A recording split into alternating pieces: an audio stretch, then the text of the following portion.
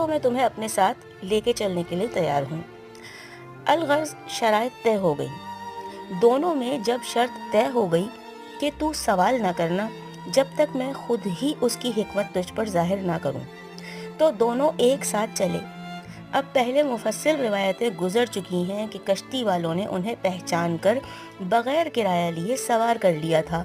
جب کشتی چلی اور بیچ سمندر میں پہنچی تو حضرت خضر نے ایک تختہ اکھیڑ ڈالا اور پھر اسے اوپر سے ہی جوڑ دیا۔ یہ دیکھ کر حضرت موسیٰ علیہ السلام سے صبر نہ ہو سکا اور وہ شرط کو بھول گئے اور جھٹ سے کہنے لگے کہ یہ کیا واہیات ہے۔ اب خضر علیہ السلام نے یہ سن کر انہیں ان کا وعدہ یاد دلایا کہ تم نے اپنی شرط کے خلاف کیا ہے۔ میں تم سے پہلے ہی کہہ چکا تھا کہ تمہیں ان باتوں کا علم نہیں ہے، تم خاموش رہنا، مجھ سے نہ کہنا نہ سوال کرنا۔ ان کاموں کی مصلحت حکمت